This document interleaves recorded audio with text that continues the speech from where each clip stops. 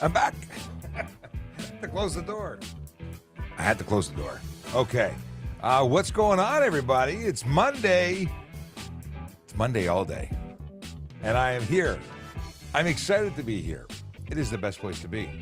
I was going to try and adjust my camera, but I can't. Can I? No. A little bit. There we go. That's better. I hope you had a great weekend. Because I did. Hey, this is Ask a Traffic Cop, that show on the internet that answers your traffic and police questions for a full hour, Monday to Friday, because that's what we're all about. I say that, and then I got to test something. Hang on, let's test something.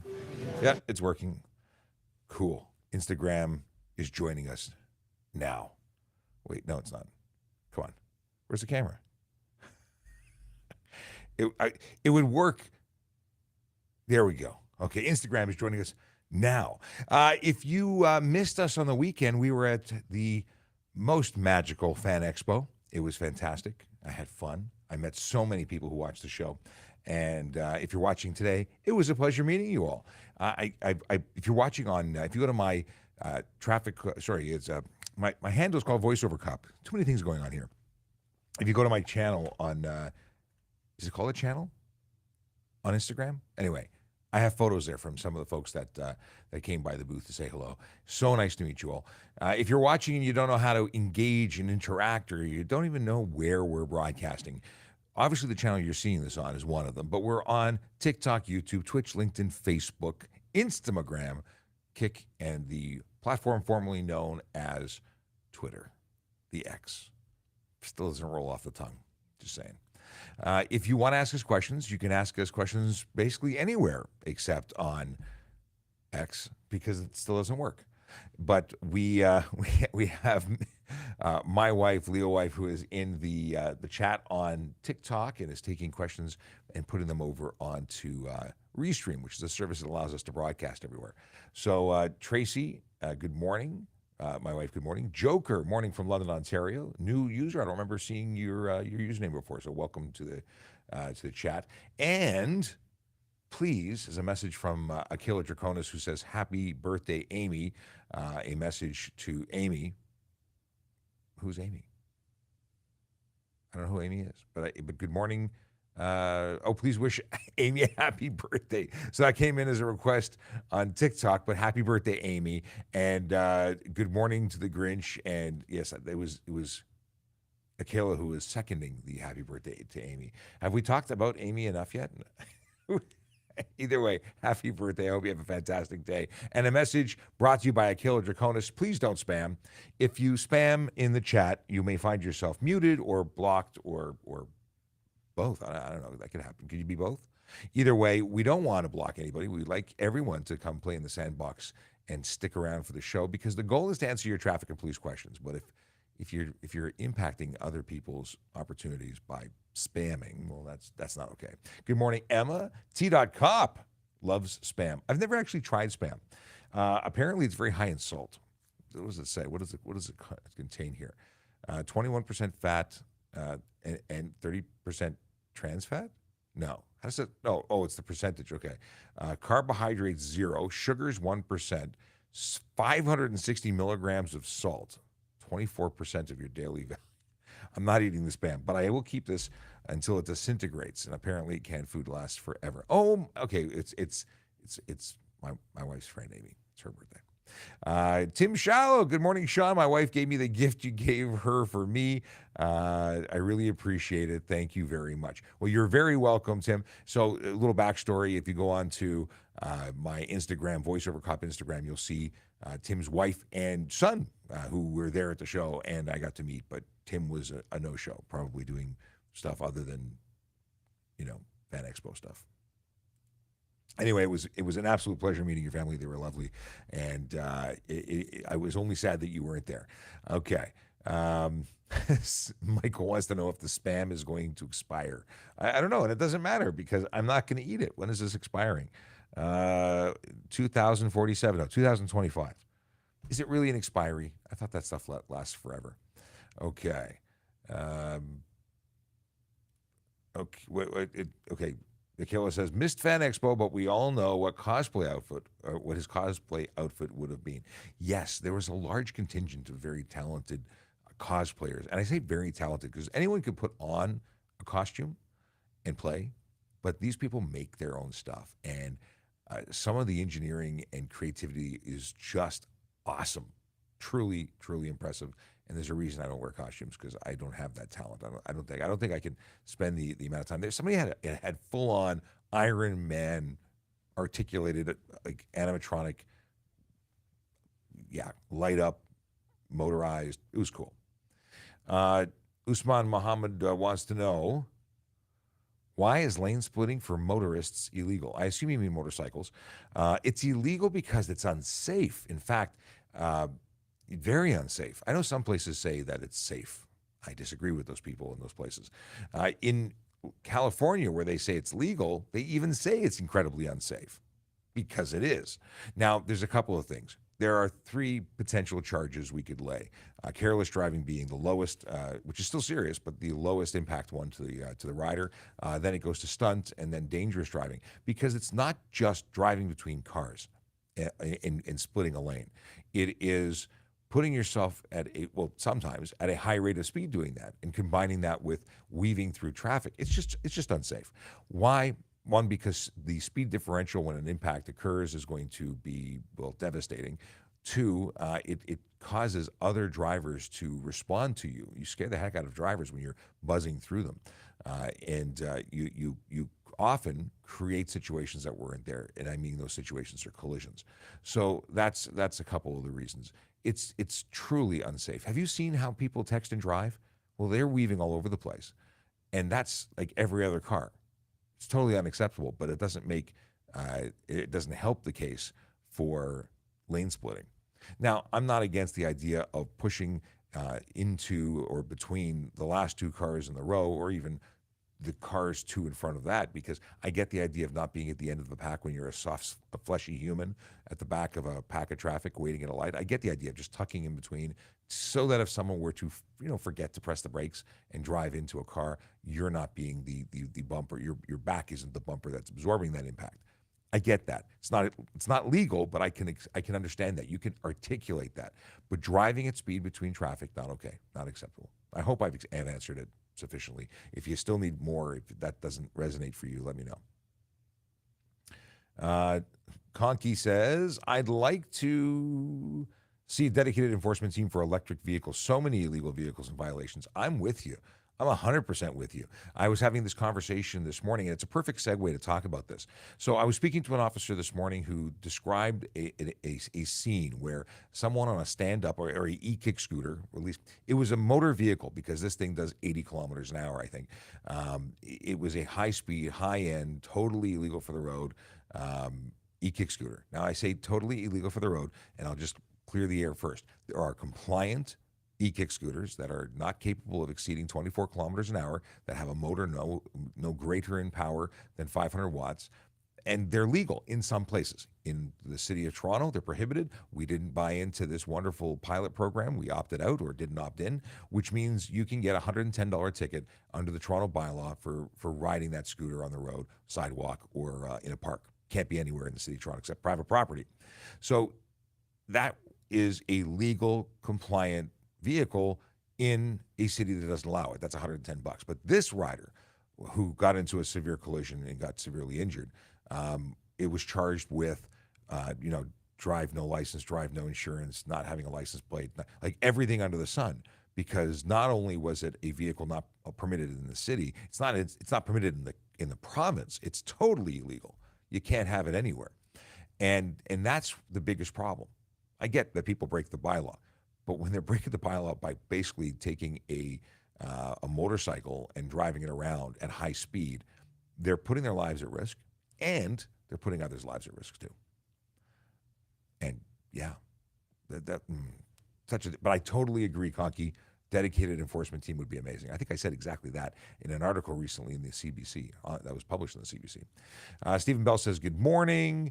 Question for or from TikTok that Leo Wife brought over. How does TPS currently handle accident reconstruction for incidents on the highway?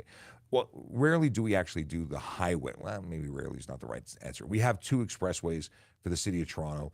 That's the FGX and the DVP. Those we would shut down the highway and do the accident reconstruction unit. Or the accident reconstruction unit, we go do it there. We shut down the highway for hours. The OPP handles the 401, 400 series highways, so they would be doing those. But that's how we do it. We shut it down and we do what we have to do for as long as we have to do it. It is a team of officers who go and take care of reconstruction. So I don't know what really you're looking for. Like, do you mean how do we map it? Do we use drones? We don't use drones that much. We do have drones. I know some police services are using drones for 3D mapping. We're still using what's called a total station. At least last time I checked, they could have bought new toys since I went downstairs. They're just downstairs, though. Okay. Great question. Moving on back to electric vehicles. Hopefully, if you need more, if you're looking for something that I didn't hit on that question about a recon, let me know. I've never worked in recon, by the way. So Hiriam wants to know, is there any warnings if caught riding a Suron on the road, or is it straight to consequence following the speed signs? I ran into someone this weekend at the Fan Expo that had a Suron that had no pedals attached. I don't even think that bike came with pedals or had pedals available. It's a motorcycle. It's absolutely a motorcycle. Did they get a ticket? No. I was working, but I wasn't working in enforcement capacity. They got the explanation, the education that vehicle is a motorcycle, and they walked it to the next destination because they were terrified of getting the $5,000 to $25,000 fine. There is no warning. If you drive a car without insurance, you get charged for driving without insurance.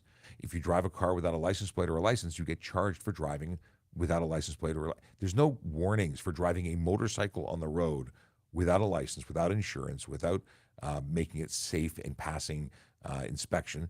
You are absolutely eligible for every ticket under the sun. The only thing that would save you is either having someone who was giving you an education opportunity, like I did that day. It wasn't even being ridden when I ran into them. I just educated them. They weren't on the road. They were just getting ready to suit up. So I had no evidence of driving. I merely had an opportunity to educate, and they were very thankful for that education. When you talk about getting caught on the road, really the only thing that'll protect you is if the officer doesn't know what's going on. Maybe not every officer knows that they're illegal, but they're going to, because I'm educating the heck out of everybody to make sure they understand that the Suron is a prohibited vehicle, that they cannot be on the road. It's off-road only, not sidewalks, not bicycle paths. It is a motorcycle, and expect to be charged for everything under the sun. Yeah, don't ride it in Toronto, don't ride it in Ontario. Take it off-road where it's meant to be, what it was designed to do. It's not about whether you follow the speed limit of 32 kilometers an hour, by the way. That's what I think you were getting at. Like, if you're compliant, just seeing that on the road is enough to get you. Don't have to do any other qualification. I know that it was manufactured, that the motor exceeds 500 watts. I know that there's nothing legal about it. But I'm so thankful you asked this, because I wanted a segue. You reminded me about it. Not a segue into the conversation, not a segue the riding thing. Hey, if you're watching and you don't know who I am, well, my name is Sean. If you don't know who I am, my name is Sean. That's the message. I'm a police officer with the Toronto Police Service, and I work at Traffic Services in an office called Traffic Safety Programs. And what do? We run this program because this is all about traffic safety, traffic law, and police stuff. So if you want to ask questions, please do. You can use the comment or chat functionality on everything except Twitter. If you want to join us and you're watching on Twitter and you're like, well, where do I go? You go to TrafficCop.ca, and from there, you'll be able to go to our YouTube channel. You can also just go to youtube.trafficcop.ca. It is a hyperlink that will take you, or it's a forwarded URL with a subdomain. It works. I think it works. Should work. I think I fixed it. There was a problem with it. I fixed it. Fabulous question. I love these some good questions today. Thank you for the good questions. Any question is a good question, but some of them make me happier than others. Can your front license plate be on your visor if there's no place to mount it on the front bumper?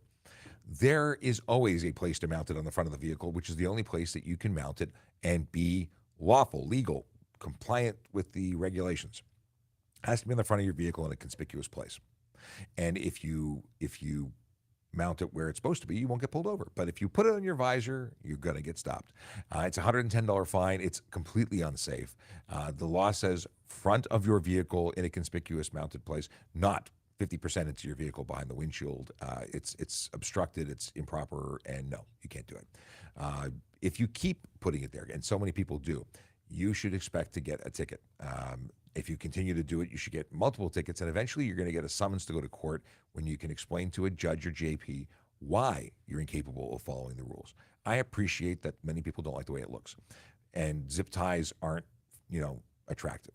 So zip tie it to your grill, mount it at a mounting place, drill holes in your beautiful bumper, or buy a tow hook adapter. Tow hook adapter is the easiest way to deal, and if you do that, you will be compliant. Tow hook adapter doesn't have to be in the center of your bumper, but it has to be in your bumper or front grill, front of the vehicle. Somebody was being nasty. Who was being nasty? I'm always interested in these nasty grams. Oh no, they were alleging corruption and other bananas. Okay, we'll move on. If it looks interesting, I'm sure it'll be forwarded to me. Stephen Bell says, Friday, London, Ontario hired and sworn in 15 new police officers. The province, like every police service within the province, is looking for good people to serve their communities. It's as simple as that. If you are a person who wants to serve their community, to do good things, let me show you this amazing website. It is a biased website in that it is a Toronto website, but it's no different. Every police service is going to be hiring. So if you would like to serve your community, you can do that by going to your local police, and in this case, www.torontopolice.on.ca/careers. You can go to tps.ca and scroll around. But the deal is that you can come here and get all the information that you've ever wanted to know about becoming a member of our service. We're a great place to work. I've been here for 23, going on 24 years, and it is and has been a great ride. I truly endorse working for us. I would suggest it to anyone who wants to have a great career working with great people, helping a great community. And if that sounds like you, it doesn't have to be a police officer job, although there's all the information out there and a button to apply now, because we are always looking for new candidates. If you are interested, if you're a member somewhere else and you want to transfer from another police force, you can come and look at that, and it tells you the requirements for lateral officers.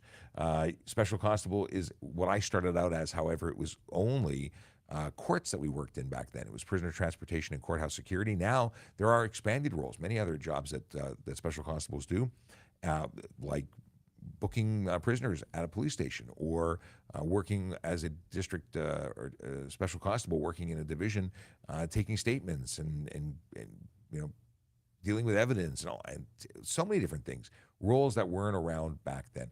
Parking enforcement officer. They are the people that keep the city moving. If not for them, the traffic congestion and people just leaving their cars everywhere, but where legal, they would be. They're a very valuable resource, great opportunity, and you don't have to go and deal with arresting people. And I will say this: we've had a run on people being assaulted because we have some people who don't like being held accountable, and they like to victimize parking enforcement officers, who again deserve all the respect in the world. They're doing their job and they're doing it right. If you get a parking ticket, it's because you screwed up, not them. Just saying. Communications operators, magical people who take your call and ultimately dispatch help to where you need it. Now, this is like rolling the dice. It's like pulling the arm on a slot machine. I wonder how many jobs are currently posted. Let's find out. This is still two. This is the same, and it's the same two. Intermediate technical analyst in radio infrastructure and intermediate Q&A analyst. Both are fantastic opportunities. Let's see what they pay. 91 to 105. Obviously, I'm not reading the entire number, but that's a job that I don't qualify for. I don't think I would be a technical analyst anytime soon. Intermediate QA analyst, 84 to 95. It's almost 96. Anyway, it's not about money; it's about serving. But the fact that they offer competitive wages, great benefits, and you get to work in just this great city. So consider applying. Let's see what's going on in the Q&A chatty chat area. I want to get rid of this caption for me. Where'd it go? Hide it. Okay. Let's see what's going on here. If I haven't already asked for you to do me a favor, follow us, retweet, share, Like, if you're on TikTok, please smash the like button, which is really just the screen. Don't smash your screen, but hit it a lot because that allows the algorithm to share our live with more people, and we want more people to have access to good information. Now, something I neglected to do earlier, and that is talk about Vision Zero Enforcement Team. And if you've seen this, if you've been here before, you know that I do this at the beginning of every, and now I'm 21 minutes late for doing that. The Vision Zero Enforcement Team is a dedicated group of officers who focus on the big four. What are the big four? On your screen is the big four. It's speeding, aggressive driving, distracted driving, impaired driving. Those are the behaviors that lead to serious injury and death on our roads all the time. And they're totally preventable. You can choose to drive slower, drive friendlier, nicer, follow the rules. You can choose to lay off, stay off your cell phone or entertainment device. You can choose to make a plan instead of driving under the influence of alcohol. And I met some people this weekend, and I've met so many over the years, who have tragic, tragic stories that are involving road. And I don't usually use this word, this verbiage, this road violence is what they call it. And I've always rejected the terminology road violence because it doesn't resonate with me. People driving and hitting something isn't violence. But you know what? The outcome is the same. And when people say you should focus your efforts on violent crime, I say no, because often more people die as a result of traffic collisions and driving choices than violent crime. And you can check stats that year over year, you'll find that violent crime is neck and neck with traffic-related casualty, death, and destruction. It's scary. The difference in most cases is that the people behind the wheel of their car, crossing the street, walking, they're absolutely not involved with anything that should send them into a situation. Now, no victim of crime deserves the violence, but it could be you, your mom, your cousin, your sister, your brother, anybody just going to work or going home or coming, and they don't come home one day because someone chose to drive too fast, too aggressively, too distracted, any distraction, or impaired. Like it's just it. Anyway, where are they today? Where are they focusing their efforts? So again, they're a dedicated group of officers who work to change driver behavior every day, and they do it by focusing on those charges, those driver behaviors. Today, they're in 14 division and 41 division, and they are in neighborhoods like Ossington, Annex, Christie, Little Italy, Dorset Park, Kennedy Park, Birchcliff, Cliffside, neighborhoods where real people live, work, and play, your friends, your families, and they deserve to be safe. So these people are doing great work. The Vision Zero Enforcement Team go out and do great work every single day. I'm proud to know them. They're friends. They work at traffic services. They're awesome. If you see one and you see them not giving you a ticket, because I'm sure you won't like them then, but if you ever see a VZ officer or just an officer in general, say hi. Thank them for what they do. They do great work. I started to talk about it, and I lost my train of thought because I'm all over the place when I start thinking about the sad part of our job, going and dealing with people who have died, severely injured, lives altered. And I met a young lady this weekend who was volunteering for MAD, who lost 2 family members in 2 separate collisions due to impaired driving. Recently, I met someone who lost 2 children and a sister-in-law to a collision. I believe it was impaired driving. It's disgusting that people get into a car, make choices that change lives forever, and not in a good way. You know, if you got into your car and gave out $1 million to everyone you saw, you'd be changing it in a positive way. They're killing people, and yeah, we need to do something to change it. We're trying to do that. We educate, we enforce, but we still see people violating. I'm going to move on because I don't want to be in this rut of not happiness, because it really upsets me. Stephen Bell, if I didn't already acknowledge you, good morning. I think I did. Now I'm scrolling down. Okay, there we go. Yeah, I'm definitely way below. How did it scroll? Okay. Is it illegal to have color ambient light in your car's interior? It's not illegal. I grew up thinking it was illegal to have any light on the interior. It's not. Many cars come stock with floorboard lighting and things like that, accent lighting, not illegal. It is not a good idea. Color aside, it's not a good idea. The reason being is, well, actually, red is okay. Let me explain. If you have light of any color other than red, I'm gonna assume it's only red that's safe because that's what pilots use. It'll negatively impact your night vision. It'll cause your pupils to constrict and as opposed to dilated, which is where they are in low light situations, so you can see. So it'll negatively impact your night vision. So it's not ideal. Red, however, is the one color that seems to be okay, not to cause that pupil reaction, allowing you to save most of your night vision goggles. But night vision. Seeing is kind of important. So if you turn your interior lights on or you're running it all the time, you're just not seeing things outside as well as you could be, and that could be the difference between a collision or no collision. Oh, here's one I missed, but let's go back. Why can OPP pass you with lights without lights and sirens? Wouldn't they be clearly speeding? This is a great question. We get this a lot, and there's a belief, and it's incorrect, that police must have their lights on and sirens on in order to exceed the posted speed limit. The truth is that police, fire, and ambulance are allowed under the Highway Traffic Act to exceed the speed limit. Fire and ambulance have specific reasons when they can do this. They can do it to go to a call for service. They can do it when transporting, a patient for the purposes of an ambulance situation. Police can do it any time in the lawful execution of their duties. So why would they need to go fast? One, they need to go fast to catch those they are following or trying to measure speed or try to get a view into a vehicle or respond to a call, or there's a ton of reasons, and all of them qualify because under the lawful execution of duties, there's a pretty wide net that's sent out there, and it's for a purpose. Secondly, when we're going to a call and we are going quickly to a call, often turning our lights and sirens on causes people to do, unexpected things.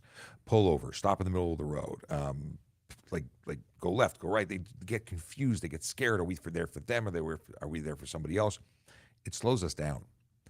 It makes it less safe. I know it sounds crazy, but it's true. We've had anyone who's driven an emergency vehicle, regardless if it's police, can tell you what has happened to them when the lights go on. It's amazing and scary. So we don't have to turn them on unless we're going through a red light, at which point, according to the Highway Traffic Act, we have to slow, come to a stop, ensure that it's safe, have our lights and sirens on, continue through. We can turn them off after that. It's only for the purposes of going through that intersection that we absolutely have to have them on. All right. I can move on to another question now. How would you handle a situation where someone is speeding to get somewhere where someone they care about has been hurt or is in danger? It depends, obviously. But at the end of the day, they're not legally allowed to do that. And they're putting other lives at risk because they are panicking. And what is the best thing to add to a dangerous situation? Panic. No, I'm kidding. That's not bad. That's not a good thing. You don't, when someone's panicking, stressed out, you don't add dangerous driving to the mix. And when you're speeding, you're being dangerous, right? You're adding risk to a situation, even if you were not stressed out. And these people are totally stressed out because someone they care about is hurt and needs help or is in imminent danger. You know who you call? You call professionals, police, fire, ambulance. They can go and they can focus on what has to happen. And not only do they have training and experience driving in those situations, but they also have training and experience, and that isn't panic for them. They are not, they know about guaranteed arrival. And if you don't, let me break it down for you. Guaranteed arrival says you have to get there in one piece, not causing any other harm in order to help the person you want to go and help. So if you're speeding, if you're doing dangerous things, if you're running red lights to go and help someone, and then you cause a collision or you run off the road, well, it's just a collision, or you hurt somebody else, you're creating more patience and more danger. You're not ever going to get to your destination. And yeah, I know people do this all the time and they manage to do it, but just because you made it doesn't make it safe. And what would I do if I came across someone? I'd stop them.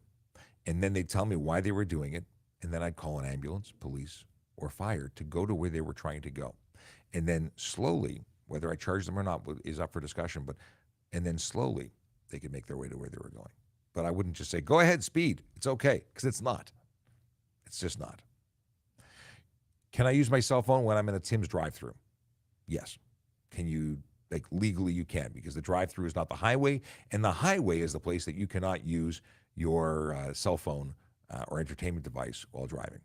You can technically use it now it doesn't make it safer. If you drive into the car in front of you, you're still responsible for the collision, but you can or you cannot get a charge under the Highway Traffic Act for using your cell phone in a Tim's drive-through. Although I heard about, when the laws first came out, I heard about people getting tickets, and I don't understand how. I imagine they would not have held up in court. Chase is listening from the Toronto exhibition today. Right on. Are you just there as a spectator, as an attendee, or are you working? Because you seem to always be working, friend. Chase is on the case. If you're not working and you're a few blocks from our station. Just saying. Okay. Leo, I'm taking a question from TikTok and putting it over here so I can answer it.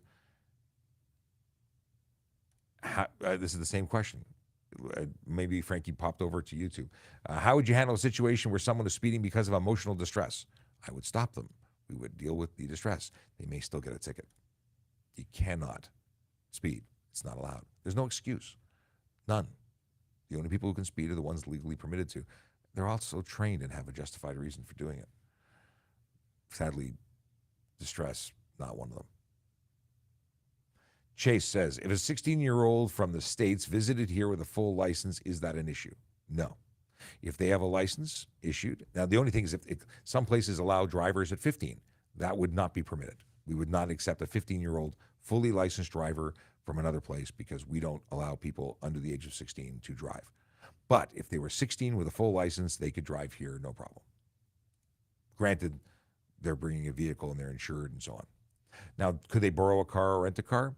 If someone would rent or lend a car, they could. But you probably wouldn't be able to rent a car because most places want you to be 25, unless that's changed. I'm not aware of a change. What song am I thinking? That's Dragnet. That's what's in my head. Right? That's Dragnet? Okay. Michael says, highway includes Young, Bloor, Hannah, etc. Quite a handful of highways, not accidents. OPP would handle 400. Okay, I don't know. I guess that was a question earlier about collision investigation. A comment from TikTok saying, I have recommendations for traffic changes. Who can I reach out to? It really depends on what you are talking about when you say traffic changes. Are you talking about changing the law, creating new laws? I mean, you'd probably start out by talking to your local counselor or representative and start there. You could contact the City of Toronto if it was something within the purview of the city for design of highway or things like that, because they're responsible for some things. But yeah, it's not a like. I'd love to know what your idea is, but it's not a. We don't make laws; we enforce them. We sometimes can forward concepts in meetings and committees that we sit on, but we're not the right people to change laws, or I don't think we would be. Anyway, feel free to drop me a line and tell me what you're thinking, and I can try and direct you to the right department. Are kick scooters allowed in the Toronto Islands? No, kick scooters are not permitted in the City of Toronto, period. Private property, your property only. Toronto Islands would it's a park. You can't use them in Toronto parks. Not allowed. Are gas dirt bikes that are registered street legal? Gas dirt bikes that are dual purpose and licensed as motorcycles on the road are street legal if they're street legal. So a dirt bike that you put a license plate on for a trail is not street legal. A dirt bike that is dual sport with headlights, signals, horn, meets the requirements of the Highway Traffic Act, is plated as a motorcycle, not a dirt bike, ridden by an insured or insured and ridden by a licensed motorcycle operator, then that gas dirt bike would be legal because it's a motorcycle. It's not just a dirt bike. It gets muddy because people say motorcycle. Well, no, one is an off-road motorcycle and one is a dual sport and street legal motorcycle. So it has to be street legal first. Question says, you said shut down the highway for hours. What if I can do the same with advanced drones? In 15 minutes, we create 3D models using drones with the same accuracy as a total station using LiDAR. So York Regional Police uses these. And there's more to it than just modeling. We shut things down because we're very often needing to clean spills, remove vehicles, wait to find out the outcome of the patients. Like there's a ton of things beyond that. But yeah, we're aware of all the technologies using drones. We have drones, but I believe that we are still using total stations that we don't believe, or I don't work for that unit. I can't speak for them, but there's obviously a reason we haven't adopted all the technology, even if we have the technology. Are radar detectors illegal? Yes. Or why are radar detectors illegal? You got a lot of why questions, Usman. So the deal is radar detectors allow people who want to break the law to temporarily adjust their behavior to avoid detection and consequences. It basically allows people to get away with breaking the law. They do it when they don't get caught. And when there's a chance of getting caught, they adjust temporarily their behavior. That's not what we want. We want to catch you, and we want to take your license away so you're no longer driving. That's what we want. Because if you're somebody who wants to speed, you're making the roads unsafe for everybody, and you don't deserve to drive. So if you use one, buy one, sell one, possess one, transport one, you are breaking the law. You are eligible for charges under the Highway Traffic Act. And those charges are 170 or 180 bucks. I can't remember. I think it's 170. 3 demerit points. We have search and seizure authority. If we believe you have one in your vehicle, we can stop you. We can search your entire vehicle and all occupants of your vehicle, looking for the device that we believe you have. And and then we seize it and give you the ticket.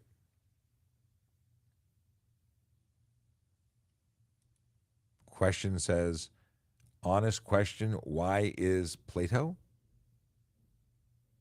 Is there more to that question? I don't know what this question is.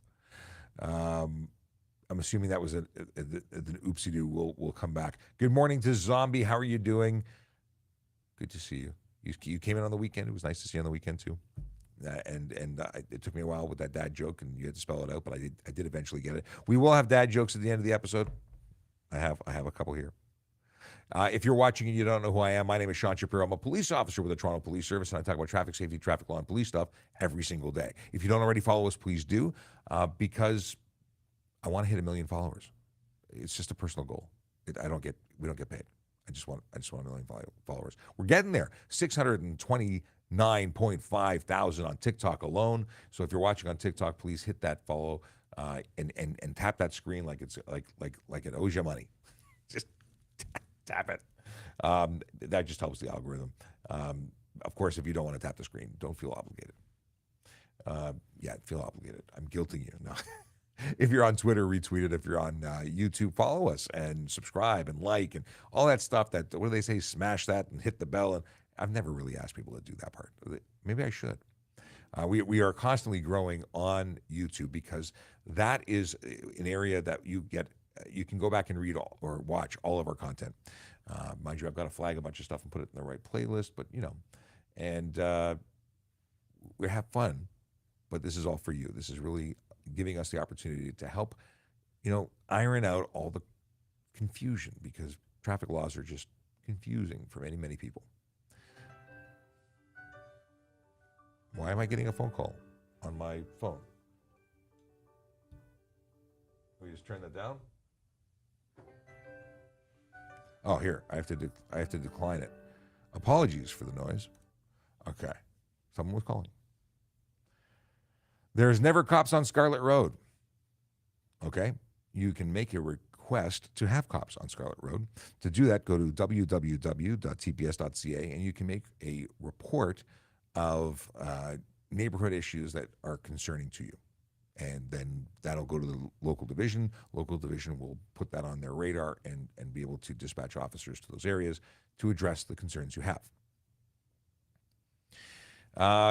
Honest question. Why is playing around doing donuts and having fun illegal if no one else is around? Because stunt driving is illegal and dangerous. And it's been deemed that you can't have nice things because people do stupid things. And I say that because you can thank the whole community who decided that they should go and take over streets and terrorize neighborhoods with their behavior.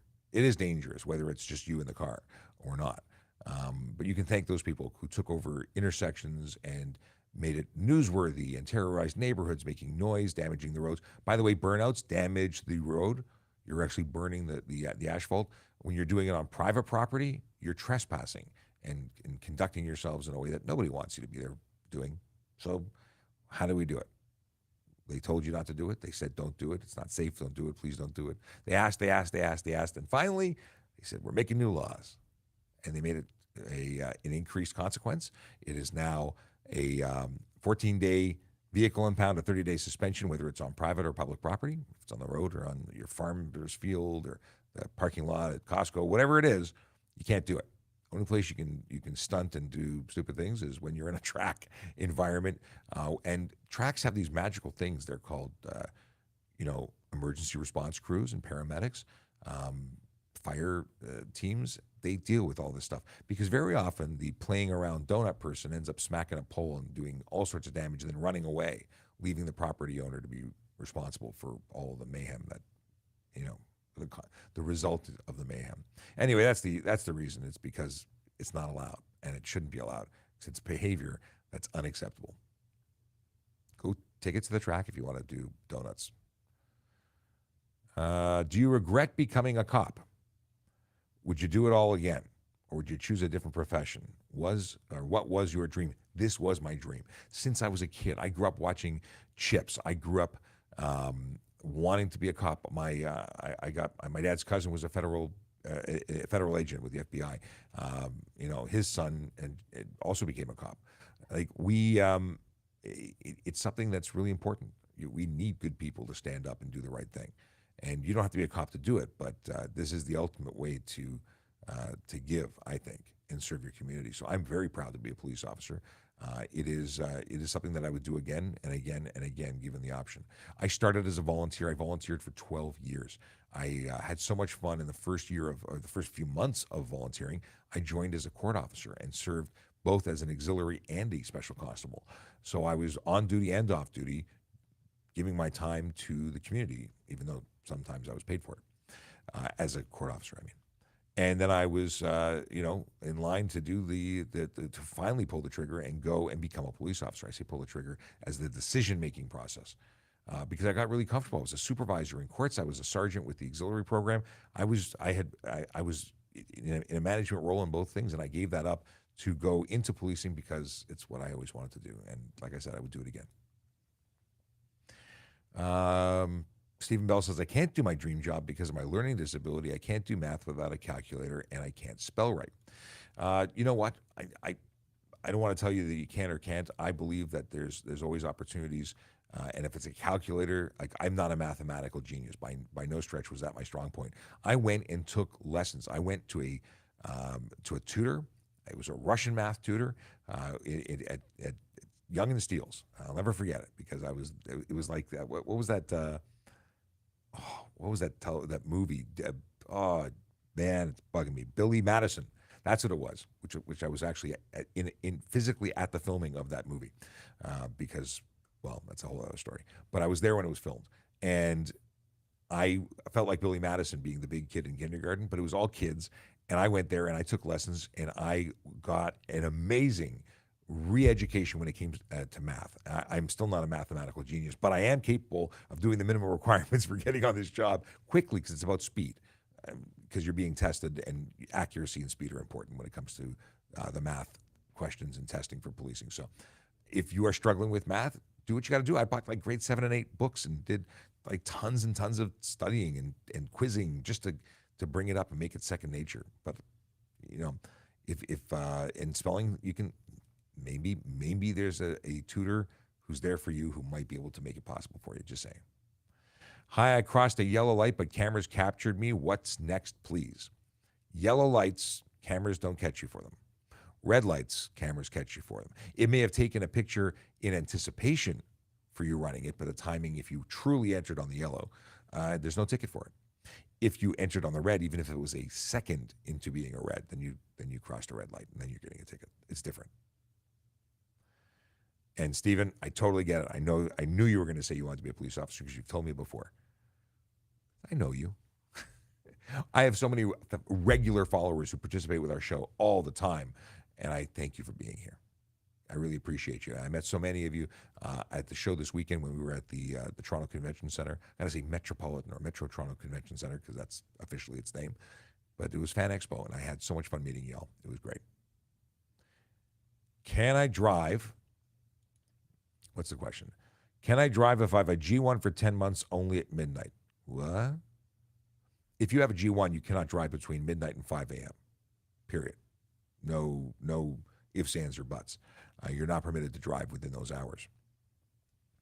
And if you have a G1, you cannot drive alone, ever. You have to be supervised by a qualified G-class driver with 4 years experience. They're the people with the freckles on their license plate, the 4 vertical dots that are arranged to the left of your mini-me photo in the bottom right of your license. If they don't have that, they cannot supervise you at all. So I need to understand more what you're asking. But the simple thing of can you drive at midnight, it's a hard no. Do police officers get commission for giving out tickets? If I did get commission, I'd be a wealthy man. I've given a lot of tickets. I don't get any commission. None of us do. There's no quota. There's no bonus. There's no free toaster. But I love the question, and I appreciate you. But no, that would really change the business and make it a business, and it's not a business. It's about getting bad drivers, dangerous drivers, people putting others at risk off the road. Because when you get convicted of a ticket, well, 2 things happen. One, you get a ticket, you get stopped. You have an educational opportunity. And that could be it. You could get a warning, you could get a ticket, and that could be your last interaction with police ever. And that's really what the goal is. It's not supposed to be fun. It's not supposed to be nice. You're supposed to not like it and not want it again. So it's about education as much as it is a negative impact where you get a mark on your license for a few years and maybe it's the last time, but let's say it's not. Let's say you get another ticket. The goal is eventually, the whole demerit point system is an opportunity for us to track, or for the ministry to track your driving behaviors. And when you get enough points, you lose. It's like golf. The lowest points win. You get enough points, they take away your license. Now, as a novice driver, as a new driver, someone who is in a graduated licensing program, you need fewer points to lose than someone with their G-class license. In fact, if you get a ticket that gets 4 demerit points in that ticket, or at least 4 points, you get a 30-day suspension on your first conviction, just for getting those 4 points, whereas a G-class driver wouldn't. And that's something that's important to know. You can lose your license as a learner faster. So you'd think that would influence people to follow the rules, and maybe they just don't realize that there's those increased measures for new and young drivers. Okay. Why are radar detectors illegal? Usman, if you weren't here when I talked about it, you'll have to go watch the rerun on YouTube because we already covered it. What are laws with motorized bicycles? What do you mean? Do you mean e-bikes? Because you can go to TrafficCop.ca and read all the rules about e-bikes. I have a link to them in the useful links section at the bottom. If you're talking about e-kick scooters, I've got all the rules for those listed at the base, and the same thing, one next to the other. If you're talking about a gas-powered conversion bicycle, that's not a bicycle anymore. You put an engine on it, it's a motorcycle. It is a motor vehicle and required to be licensed and plated under the law. A lot of people say, well, if it's under 50 cc, it's legal. No, not in Ontario. And if you want to challenge me on it, I would love to see the documentation that you bring as proof. I hope it's not the advertising from the place that sold it to you, because that ain't it. No. I talk about a lot of stuff, and very rarely have I had people correct me. I will say this. I was recently corrected about CB radios and truckers. I was under the impression there was no exemption, and I had to go and reread. I don't know how it slipped through, but truckers and commercial drivers are exempt. They're allowed to use their two-way radios. They're not allowed to use their cell phones. It's not a pure exemption. They're allowed to use two-way radios. So I was pretty impressed, because up until then I was saying it was only ham radio operators, but the same section that deals with hams also exempts commercial motor vehicle operators for those radios. See, I get corrected, and I'm willing to accept that I was incorrect. So I challenge you. You got something that you think I've got wrong, let me know, because I will change my tune if you can prove it to me. All right. I know, what is this? I know it's illegal to drive on the roadway in reverse, but what if you just lost your drive? No, get a tow truck. You don't do things that are dangerous and and illegal because your car broke. You're actually responsible for maintaining your vehicle so that it's safe. And when it's no longer safe, and driving backwards, by the way, is not safe. If your vehicle has lost a gear, you pull over safely, and yeah, you could back up onto the shoulder, but you get off the roadway if you can, and you call a tow truck, because that's the way that we deal with things here in the real world. We don't drive backwards down the road. But I love the question. I really do. Boom, boom, boom, boom, boom, boom. Thank you, Michael. And this is doubling down on Stephen's comment saying he can't become a police officer because of his math and spelling. Michael very appropriately says, did you try? How do you know you can't if you haven't applied and tried all the steps? Go for it. Yes. Try the testing. There's even sample tests you can do.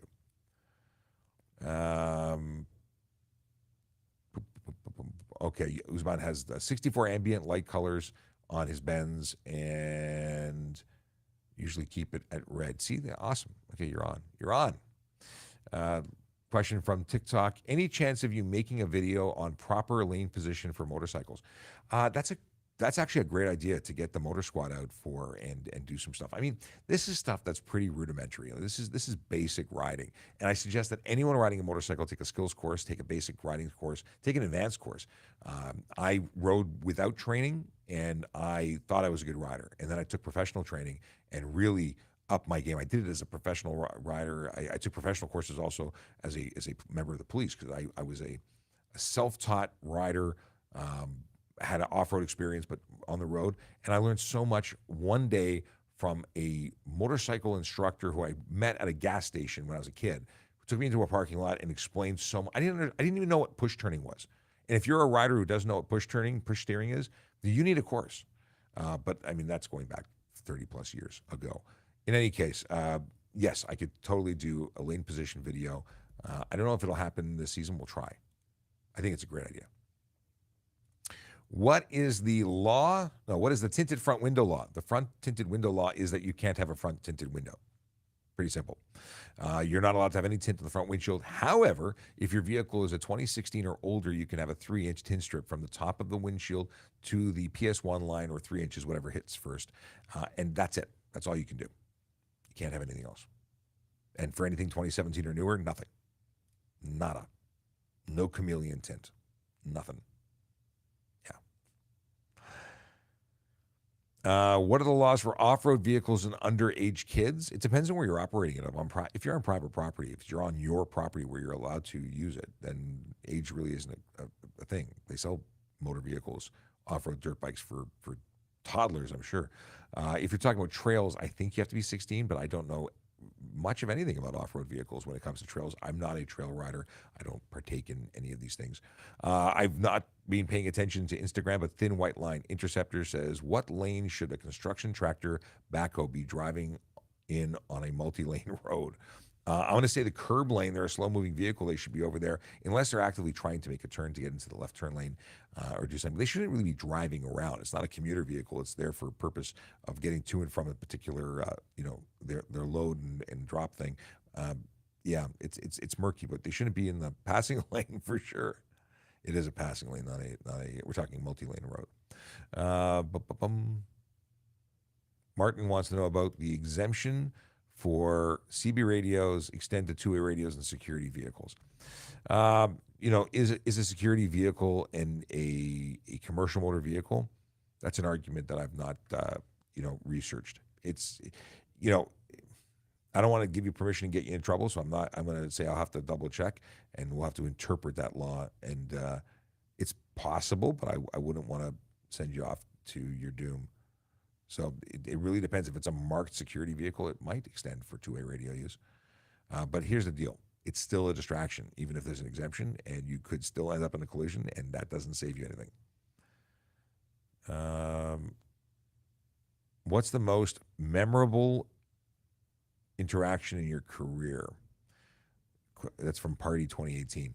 And we're going to come back to the other questions, but I've totally ignored Instagram for a while, so I want to give you a couple questions.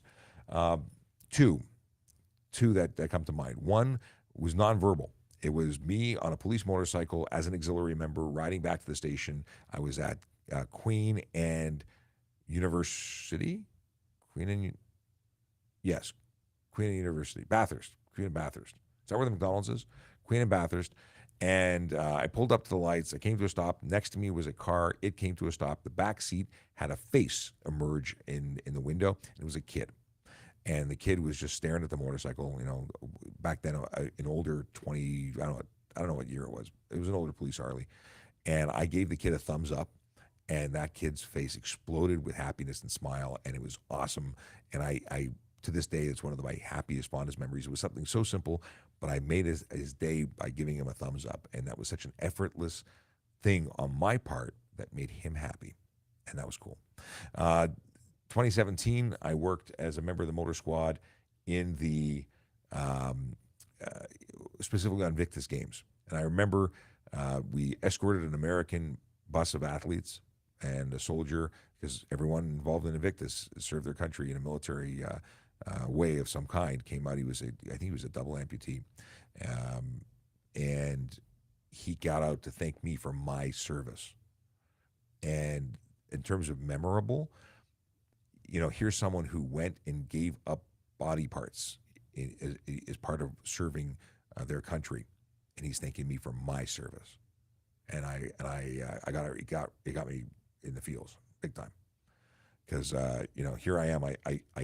I gave the bus an escort to where they were going so they could make it to their event. This is what we were doing. We were moving vehicles all over the place for that purpose, and I didn't feel deserving of that thanks, but he needed that thanks, and we exchanged challenge coins and hugged, and it was a pretty amazing day, and I'll never forget that till my dying day.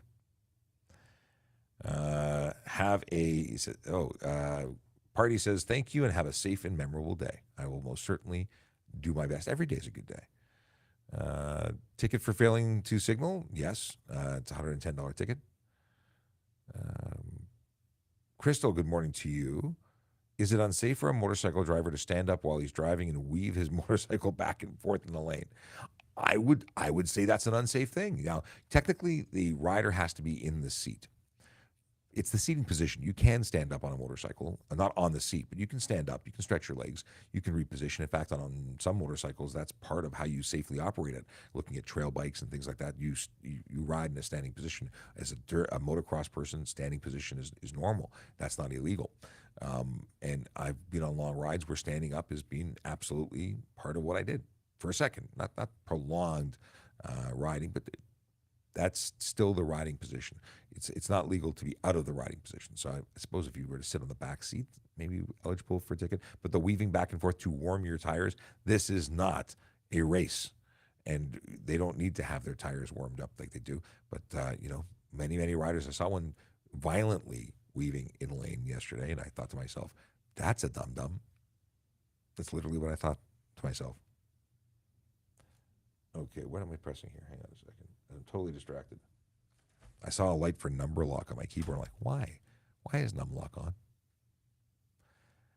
And a follow-up question from Crystal, who says, I have another question. Where I live, I see a lot of speeders, a lot of people not doing what they're supposed to do on the road, but I don't see any cops. Should I call non-emergency number and ask why we don't see any police officers?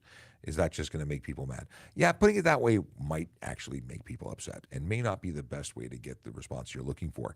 That being said, you can probably contact your local police and let them know of areas of concern that you would like to see more police presence. That's one. Two, you might want to talk to your local counselor and say you'd like to see more police presence in these particular areas. And who knows? You might find that works better. All right, let's go back to a question from Jesse. And that question from Jesse is, driving without insurance in Ontario, what happens? Why do people choose to? Well, I think a lot of people choose to because insurance can be expensive to the point of being prohibitive. And they can't afford to drive because insurance is so high. Or they've had tickets, and as a result of their tickets and driving behavior, their cost of driving has gone up considerably. I saw a video or a picture today online that showed someone who had 12 monthly payments of $1,000 a month to drive their Mustang. That's not worth having a Mustang. $12,000 a year insurance is insanity, in my opinion. But what's even crazier would be to drive that vehicle without insurance. It's an offense under the Highway Traffic. Actually, it's an offense under the Compulsory Automobile Insurance Act of Ontario. And the consequence of not having insurance on your vehicle and driving it, whether it goes to the owner, technically it could be laid to other people, but it's owner driving or owner permitting somebody else to drive, and it comes with a $5,000 to $25,000 fine, up to 6 months in jail, and it's a bad day. It's a bad day. But what is worse is if you are in a collision and you hurt, kill, damage, you're entirely responsible. Like there's no insurance. So, people will say that they will drive a motor vehicle. Many people who get caught say, well, it's cheaper for me to just pay $65 tickets for not having proof of insurance, and then they pay that. But it's when things go really wrong and they get caught for the drive motor vehicle no insurance that the big impact happens. Or if they hurt someone or damage something and they're liable. Like I had a friend who was a victim of fraud. He was driving a vehicle. He thought he had insurance on it, but the guy selling insurance was selling fake slips, fraudulent slips. I think he had to pay $250,000 as a result of a collision. $250,000, $250,000. Even though he was the victim of crime, he was not insured. $250,000. I don't know if he was charged with all the other stuff because of the situation, but not a good thing. If you and the highest you can get sued for in Ontario, I think, is $2 million. So I have $2 million liability on my vehicle. So the maximum you can be sued for, that's what I have on my insurance. I pay for it. I'm happy to pay for it. Nobody's happy to pay for things that you don't get anything for, but I know that I'm protected. I insure things. Insurance is important. No one likes it until they need it. And I've been in a collision. Someone caused a collision. I was in a collision. I didn't choose to be in a collision. They paid for stuff. They fixed my car. They paid for the rental for the months that parts were on back order. The rental fee alone, I think, was $18,000 while I was waiting for parts for a $18,000 or $20,000 repair. That's $40,000. Is it worth paying insurance? Yeah. Not only is it worth it, it's legally required. Okay, moving on.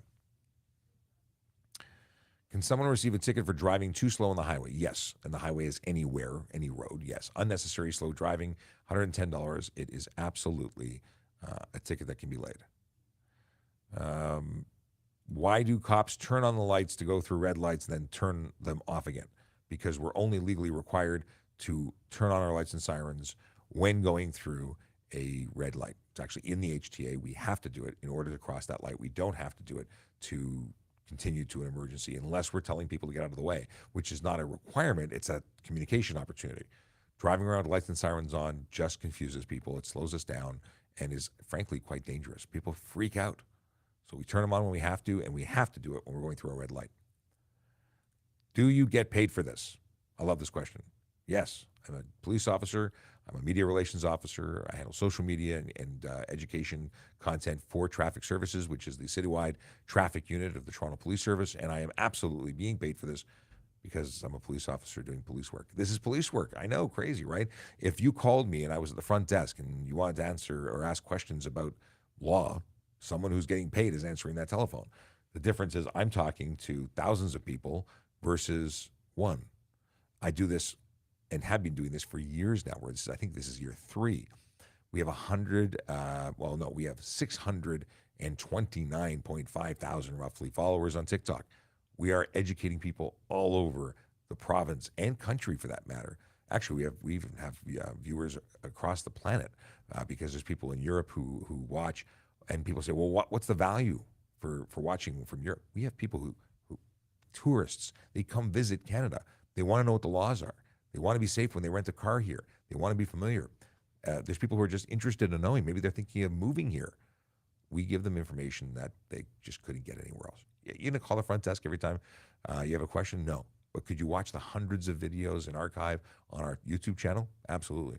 Could you get your very own answer to your very own question live here? That's what we're here for. So yes, I do get paid. Michael has questions. Let's see here. We can chat about that in Telegram later. Leo Wife is bringing another question in from TikTok. Can I put a European plate behind my Ontario plate as decoration on the rear bumper? Actually, no. You can't have or confuse your plate. You can't display two plates. Some people do it. They should not be doing it. They could get ticketed for displaying multiple plates. Not allowed.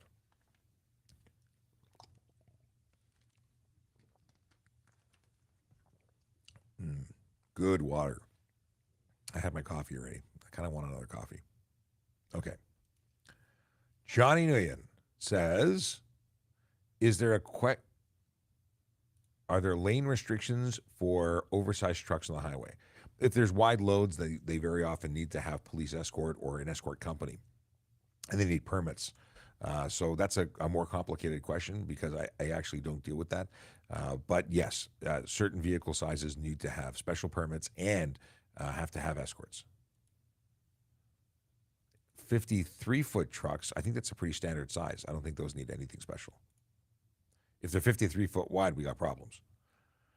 Can I stop at a red light, then proceed past the intersection when safe? You mean before it's green? You have to stop at a red light. You have to wait till it turns green. Otherwise, it's proceed before green. A police officer can stop at a red light and then proceed when they're using their emergency vehicle equipment. So no, I need more context to actually understand what you're asking. Are you talking about a right turn on a red? Or are you just asking, I don't know. Johnny, so Michael says, never heard of a 53-foot truck. Trailers are normally 53-foot long. Cool. If you get pulled over for speeding and have children in the car, is it automatically child endangerment? No, but I think that's a great idea. Maybe we should do that because I question parents when I stop them for various things and I ask them if they love their children. Usually it's in relation to a child not properly buckled. And yes, I'm totally prepared to be getting into trouble when people complain about me asking that, but it's a real question because I don't understand some of the questions, some of the actions parents make or adults make when kids are in the car. The most precious cargo ever. And they make really bad decisions and tragic results. Kids, yeah, I can't even get into this. But I think you're absolutely right. I think child endangerment would be an awesome way to go. I don't think it'll work, but I wish it would. Admin in the middle says, TikTok won't let me put my full question, but I know it's illegal to drive in reverse on the roadway. But when you've lost your drive gear and are only 500 to 1,000 feet from home, can you do it? No, it's not legal. Will you get in trouble? Maybe. Will you, if you cause a collision, is that going to be really difficult for you to explain? Yeah, I'd still get a tow truck. It's not worth taking risks. This is in relation to a previous question that was already asked and answered.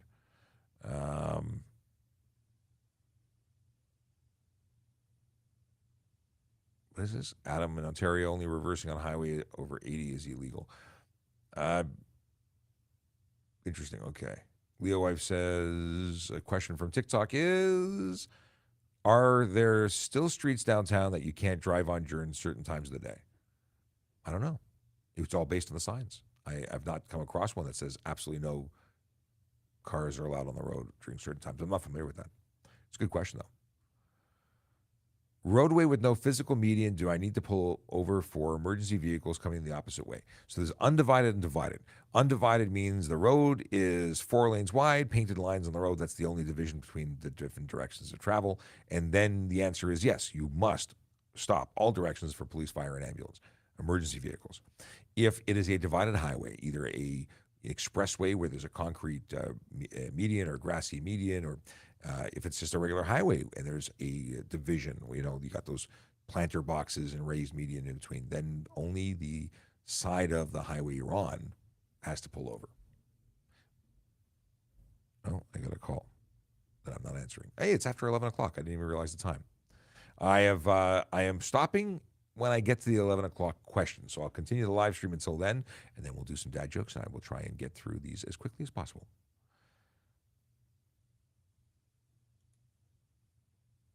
Another comment about rider lane position. I see this all the time. I actually have a video. I think I'll try and edit it. It's dash camera from my truck. And thank you for reminding me about it because I totally forgot. And I have a rider on the Gardner Expressway that has possibly the worst rider position and like 2 inches off the vehicle in front. Anyway, I'll put the video up after the show. I'm going to edit it and post it. Question: can you use the HOV lane with 2 people in a passenger vehicle pulling a trailer? There's a maximum length of vehicle combination, but yes, 2 people in a passenger vehicle pulling a trailer is okay. But there is a maximum, like if you had a giant trailer, that'd be a problem because there's maximum length. Do you need a new photo with license for drastic weight loss? Generally speaking, you can't get a photo taken early unless you want to pay for it. I don't know what they charge. But it would make sense that if it doesn't look like you and you were concerned about people not believing it's you, I don't know if they would charge you or not, but I think it's a good idea. Like if you gave me a license and it didn't look at all like you, I would have an issue. I'd go through a lot of questions. Listen, I got laser surgery years ago and I didn't wear glasses for a long time. And I got a new photo. I also had the restrictions of my license taken away because I don't require glasses for driving. But it's a good question. In terms of required, I think it's a very good idea. I don't know if that would be written anywhere that you must if you change your look, change your ID. Yeah, I actually don't think that it is required, but I think it's a good idea. Okay, so Joe asked the same question. May have been the same person asking that question about towing with 2 or more passengers while pulling something. Depends on total vehicle length. What happens if you drive without a license? If you're caught, you are charged for driving without a license. If you mean like no license, you've never been licensed, and you can get charged for that. If you're talking about driving a motor vehicle and you forgot it at home, you just don't have the card to surrender, it's a $110 ticket. Also, you're not covered under insurance if you are driving without an actual license. Like you're unlicensed. That is a big deal. Someone wants to know about towing 2 trailers at once. It's called tandem towing. Generally speaking, it is restricted to commercial vehicles and certain vehicle lengths. So it's not entirely prohibited, but it is restricted. And I don't think pickup trucks can do it. Lots of people want to do it. I think it's a horrible idea. Can I drive a golf cart on the street? There's a pilot project coming in that certain vehicles will be permitted. I don't think golf carts qualify. Certain jurisdictions do allow them, but it's very specific. Toronto is not permitted, for one. You'd have to look up the HTA and golf cart and find the pilot details. Because there's a slow-moving vehicle pilot does not include golf carts, but there's some communities that have specific exemptions or pilots in place. Mostly, I don't even know where it is, but I remember reading about it. So it's some places, yes, most places, no. Are hazard lights needed for any type of pulling over? So pulling over, you turn your hazard lights on so people don't hit you that you're a hazard to mark your place. Are they required? No, you don't get a ticket for not having hazard lights. What very often happens is you get driven into. So you can pull over and your battery could be dead and your hazard lights won't work. So you don't get a ticket for not having them on. It's just a really good idea. What you're not supposed to do with hazard lights is turn them on when it rains, because guess what? We all know it's raining. Chase says, spectating today. Dad used to work here in the 70s as an ice cream guy under the FGX. Okay, this is Chase and what he's doing. So are you solo or are you with the whole fam? Inquiring minds want to know. Who has the right or left turn? Who has the right or left turn at the same time? Who has the right or left turn at the same time? I don't understand. You mean right of way? Generally speaking, the right of way goes to the vehicle that's not crossing traffic. So a right turn would usually be in a situation to go first because the vehicle turning left is crossing traffic lanes of opposing direction. Lane splitting and lane filtering. Is it legal? We talked about lane splitting earlier. Lane filtering is what this question is about. Are motorcycles allowed to cut into the front of the line at red light? No, there's no law allowing that. Careless driving could be charged. It's lane filtering and it's prohibited.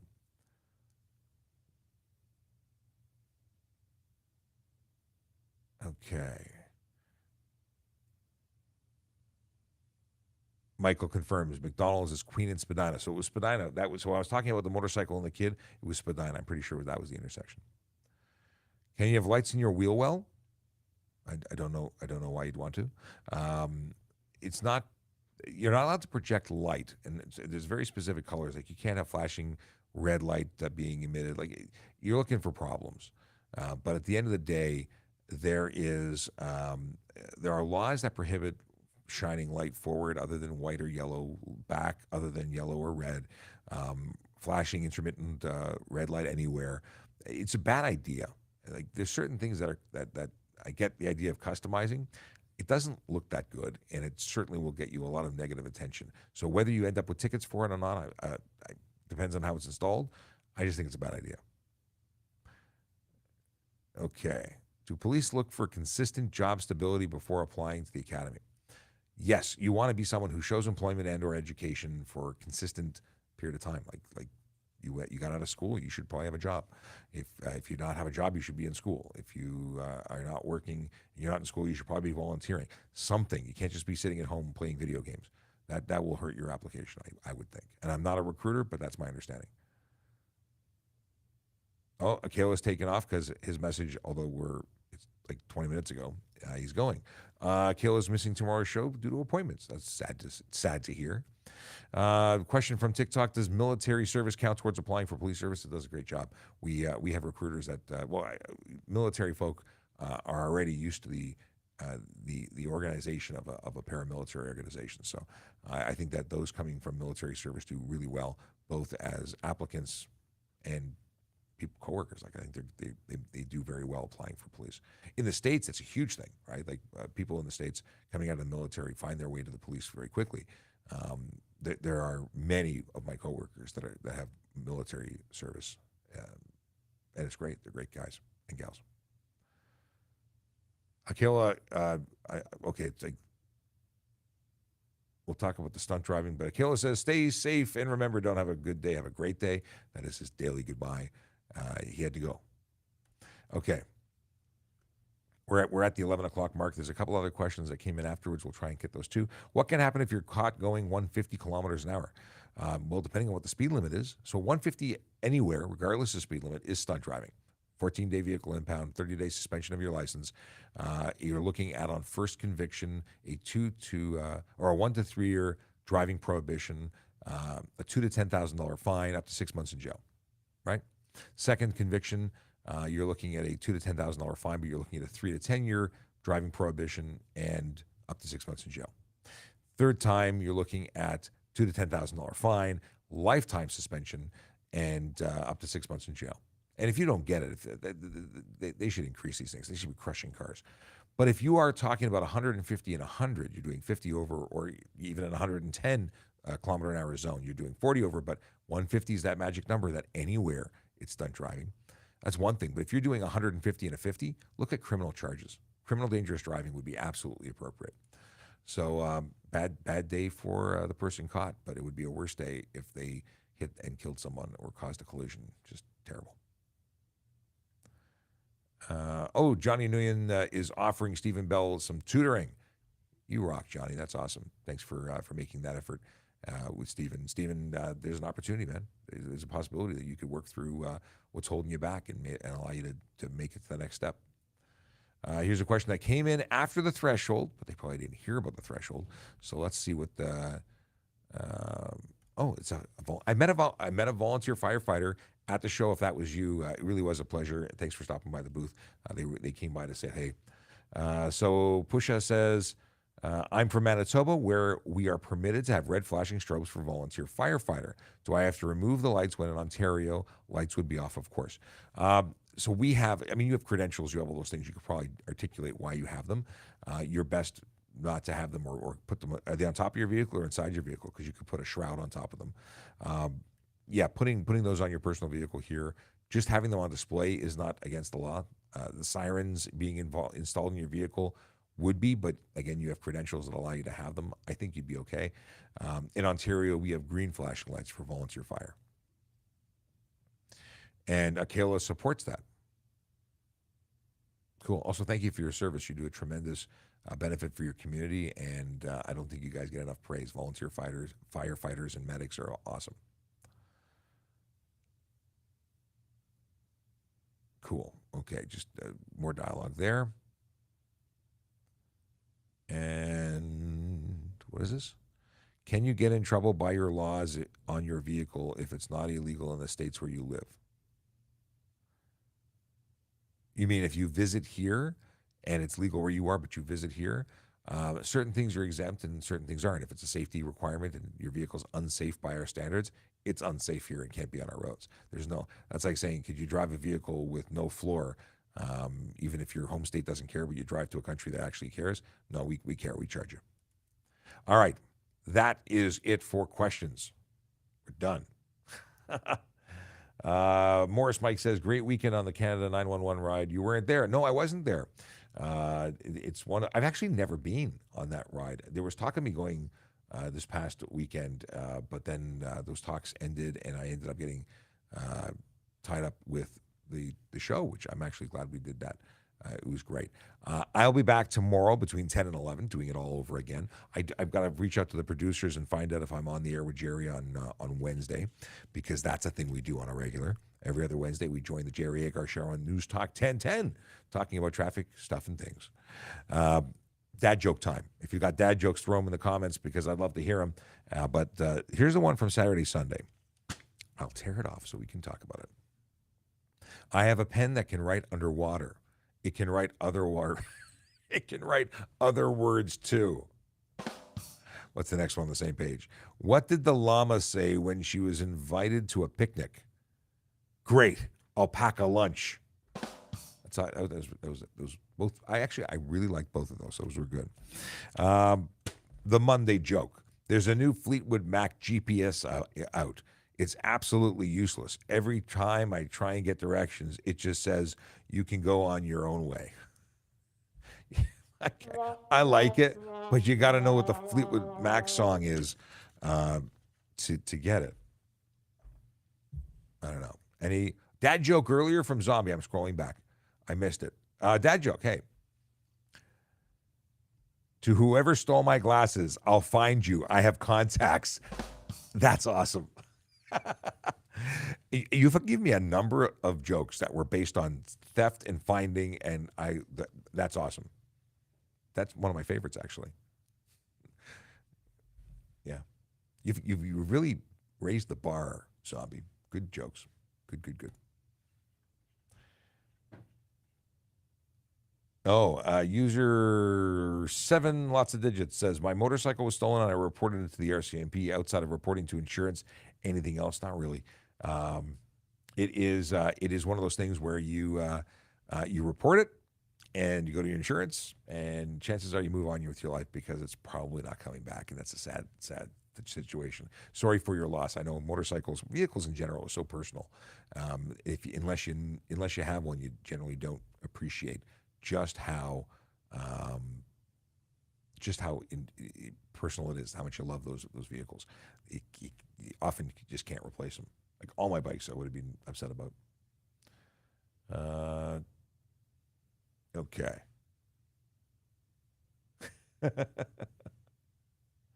Corny and terrible. Right on. That's us. All right, let's see here. Party says, can we request to speak to traffic sergeant and request a blitz in the area? So you can certainly make calls to your local police division. It is a local police division situation. That's who does the local stuff. If you're talking about a major issue, you think there should be a blitz on a certain thing, you can certainly talk to traffic services. But the best way to do it is tps.ca, make a report about a local neighborhood issue, and that's when they can, assign officers to respond. And a question from Noah. I can't actually see this question. Here we go. I see so many people merging on the highway going way too slow. I saw someone merge going 65 kilometers an hour and almost getting rear-ended by a dump truck. Just wanted to bring that to your attention, bring that to light, that going too slow is dangerous as well. Yes, going too slow when merging is dangerous, absolutely. But going too slow is not doing the speed limit. There's too many people going too fast, making it dangerous for people to follow the law. That's totally unacceptable. And I think that is something that people don't understand. Speeding's dangerous. Driving is inherently dangerous. You make it more dangerous for everybody when you speed and drive aggressively. So it's a complicated problem. Something I said I was going to talk about earlier and didn't. Motorcycle safety. We've been seeing an increase in collisions, serious injuries, and even death when it comes to motorcycle riders. So what's causing it? Is it that I put up a video about it, but you can all watch that. But essentially what we're seeing is vehicles, motorcycles specifically, going very, very fast. And they're appearing out of nowhere. Cars are looking both ways, making sure it's safe, and they start moving.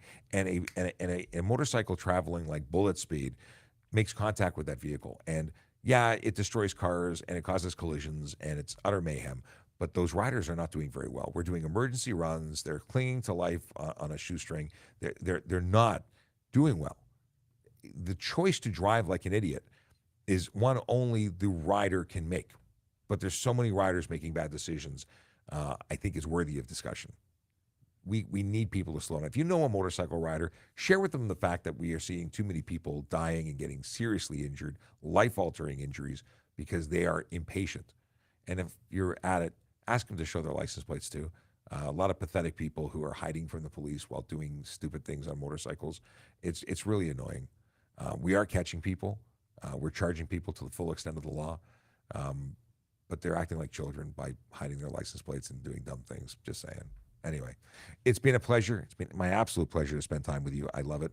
I'll be back tomorrow to do it again, 10 a.m. to 11 a.m., even though we made it to almost 11:30 today. And today we will end our show just like every other show with a song, a traffic song. Have a good one. Yellow light, red light, green light, go. Driving safely helps the traffic flow. Watch for pedestrians, look out for bikes, and don't drive like a jerk that no one likes. Yellow light, red light, green light, go. Driving safely is the way to go. Put down your cell phone, nobody needs you to text and drive on the DVP. Yellow light, red light, green light, go. Stop at stop signs, look both ways, then go. Seatbelt, save your life indeed. And watch your driving, don't speed. Yellow light, red light, green light, go. Driving safely is the way to go. Don't drink and drive or smoke some weed, because you might go to jail and not get free. Yellow light, red light, green light, go. Driving safely helps the traffic flow. I got to put Optimus back over in the back. He's on my desk for some reason. I have no idea. Just addressing this comment, because I couldn't agree more. People don't pay attention for motorcyclists. I do the speed limit. I've been cut off multiple times, or they merge into my lane way too close. 100%, because drivers suck. Whether they're in a car, a truck, a motorcycle, people are out to lunch. So you have to be the better person when you're riding a bicycle or a motorcycle, because they're not paying attention. But that is totally separate than what I was commenting on originally. Riders have a big part to play. If you are assuming everybody else is going to do the right thing and you get hurt, that's one thing. If you're driving like a maniac and get hurt, that's another. So we have to be switched on as riders. I mean, I'm a professional rider, motor squad, riding for over 30 years. Yeah, you got to be completely switched on, but not driving like a maniac. Anyway, that's it. I'm out. Have a great one. See you tomorrow. Ciao for now.